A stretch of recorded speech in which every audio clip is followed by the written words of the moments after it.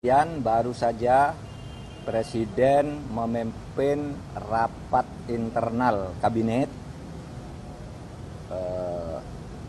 membahas masalah tindak pidana perdagangan orang, TPPO, bukan TPPU.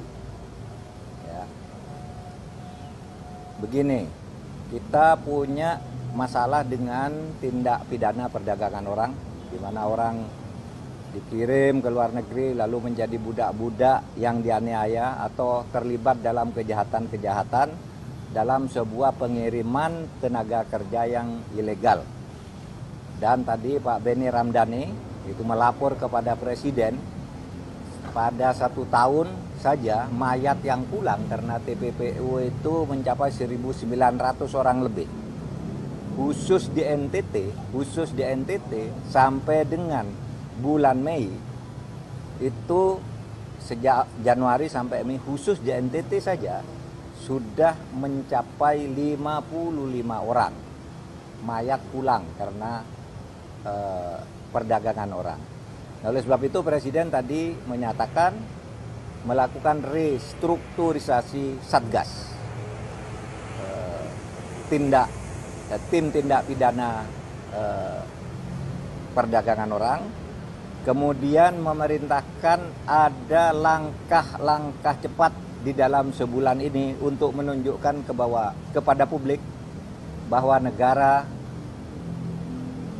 kepolisian, negara, TNI, dan aparat-aparat pemerintah yang lain itu bertindak cepat dan hadir untuk ini.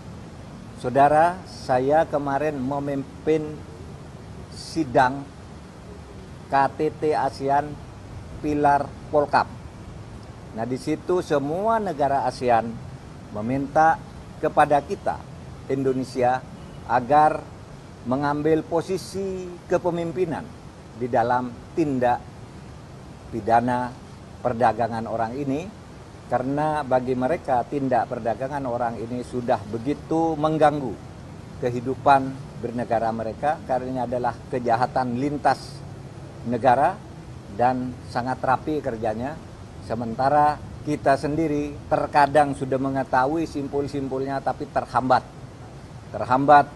oleh birokrasi, mungkin juga oleh perbackingan dan sebagainya, sehingga Presiden tadi memerintahkan kepada Kapolri tidak ada backing-backingan, karena semua tindakan yang tegas itu di-backing oleh negara. Tidak ada backing-backingan bagi penjahat.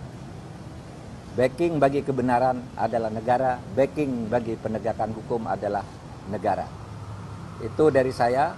Mungkin saudara akan kaget mendengar situasi perdagangan orang berdasar data yang dimiliki dan telah dilakukan oleh BP2MI, ya, Badan Perlindungan